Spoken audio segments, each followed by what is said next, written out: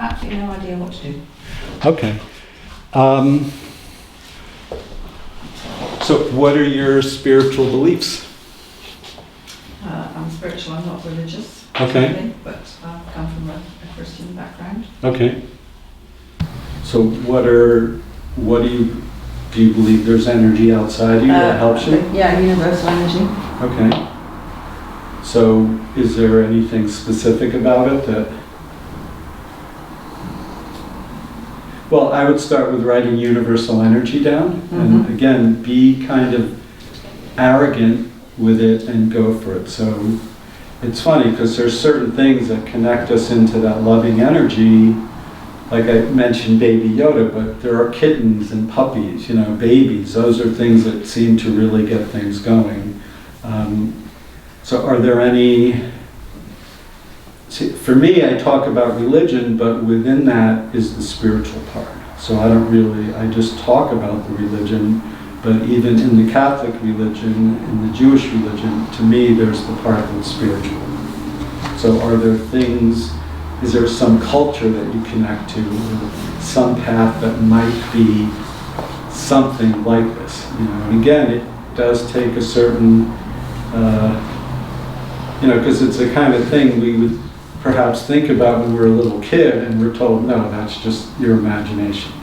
So these are the kind of things that it's like.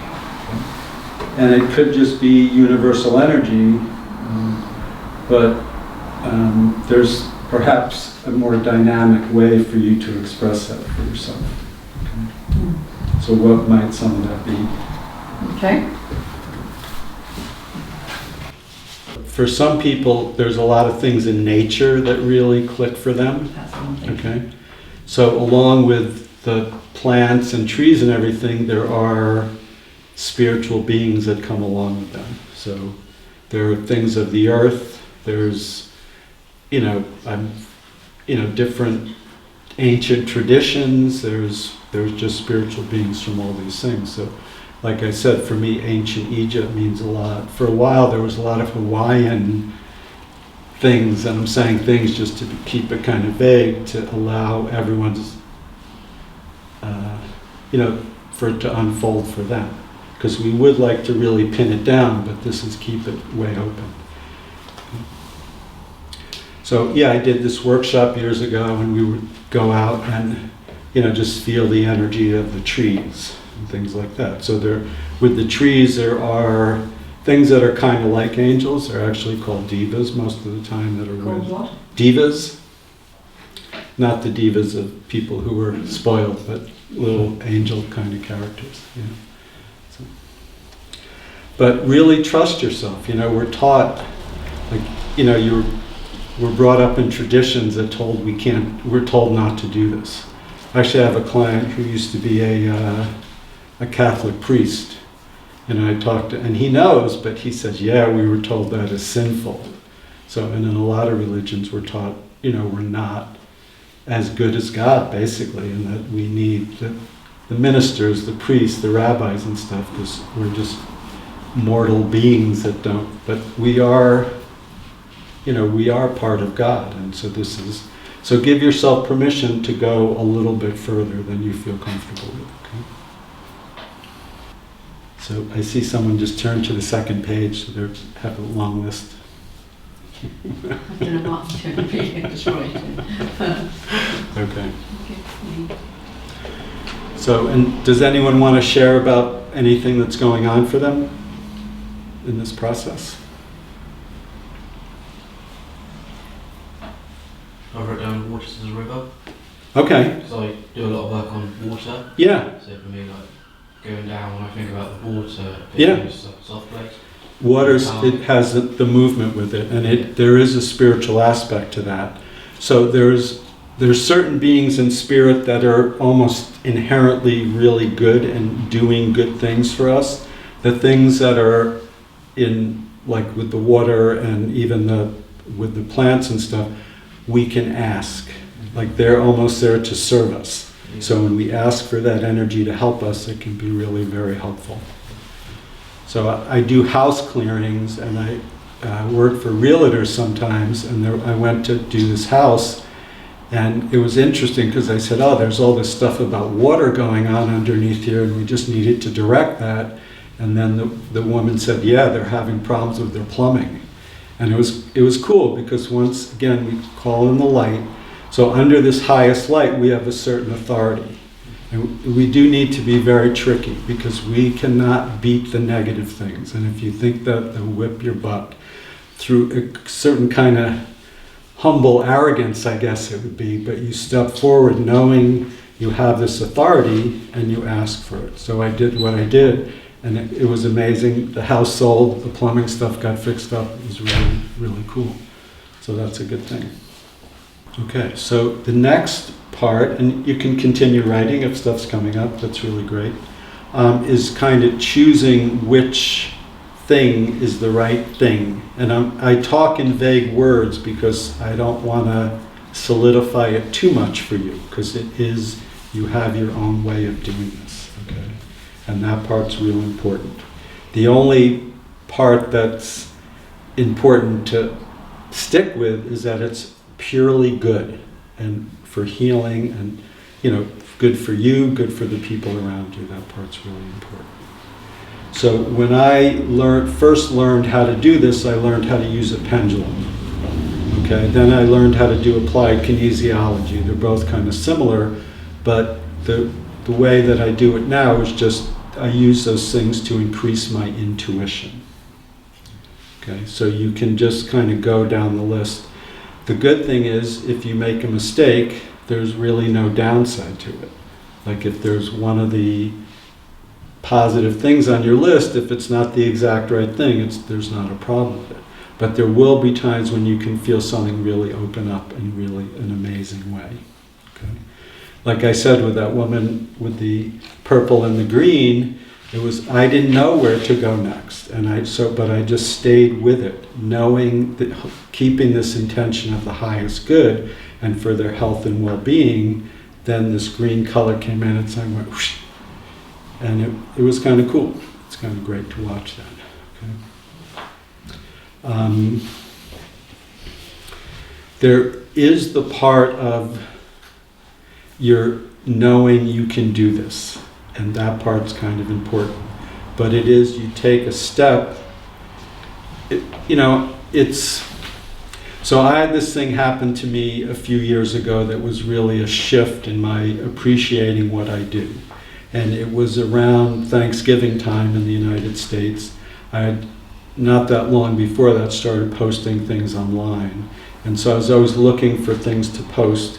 And, I try to look for things, what am I thankful for, especially around that time. And I came across this email from a client from a few years before.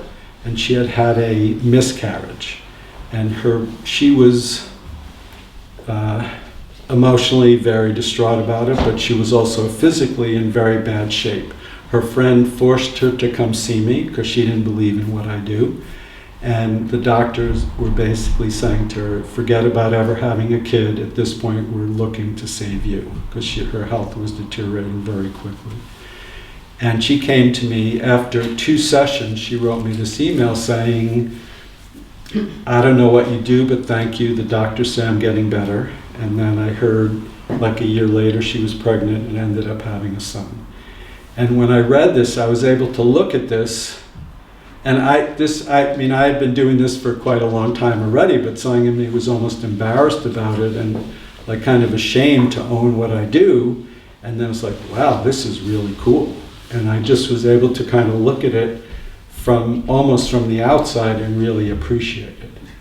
Then the next thing for me was, well, this is what everyone should be doing. Like appreciating your God-given gifts, your qualities, and whether it's healing or painting or, you're talking about you like to be on the river, these are really amazing gifts that we have, and to appreciate that. And, we are taught, be humble, don't be arrogant. And, even though that guy said to me, be arrogant, I didn't take it in that way. It just is like stand in your strength and know what you can do. So everyone has the ability to hold this energy to one degree or another, and some people are better at it, just like anything. I think about professional athletes. A lot of people can play soccer or football, as you call it here, right? But all, there's the people that are really amazing at it, they can do it better. But still, I used to teach in this tennis clinic, and there were really good tennis players. One of my friends used to be a professional tennis player, so he could attract really good tennis players from high school and college. There was this one kid, through high school, he was considered the best high school tennis player in the world, but he didn't think of himself as that good because he wasn't as good as, Andre Agassi or, people like that. And I said, you're a good tennis player? He goes, yeah, I'm okay.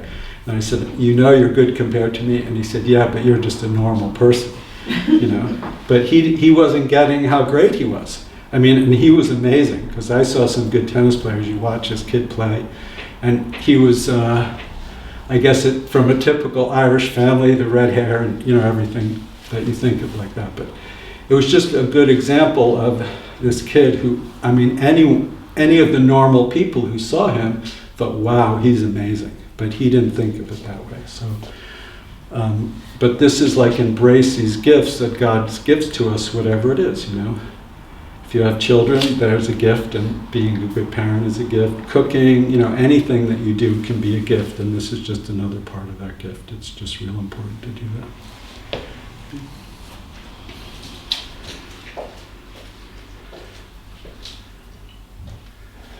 So there's some people who wrote down a lot of things. And so did you end up getting some stuff written down there?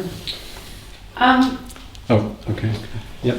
Yeah, but I think it's just more for me than Okay. for everybody else. Okay. Well, again, I'm suggesting to be courageous and brave and step outside of that a little bit, okay? And know that your gift is a gift and not like high. And I know it's not easy. I've been doing this a long time, and still it's sometimes, well, no, I need to step up. If you're going to do God's work, you step up. You put yourself on the line there, and that's what it is. So we're going to ask you to do some of that in a moment. So did you get to write some stuff down at all? I've got to write some stuff down, but we'll see. Okay. So, and it could be, to begin, it could be, so a lot of times I use colors, and you could try it out with that, and you can kind of go through colors and see what works. So each color has a certain frequency and vibration to it. Similar to the plants, there are beings similar to angels called the Master Kohans that work with the colors. So you bring that in, and the spirit comes in. The energy in the very high spirit, we almost don't feel or see at all, okay? So then there's a part that's kind of in the in-between here and there that could be the colors or even the tingling we could feel, but the spirit uses those things, okay? So we kind of have to take these steps of, like I said, our imagination, our thoughts and things like that that are not directly of the spirit, but we kind of use them, and it's like, okay, God, here I am. I'm going to take those steps and do what I can and be open to that happening. And then that purely, but it really, I want to say anything, but it's anything that's good. These are not things, some people get into this dark stuff. That's not what this is at all. Okay.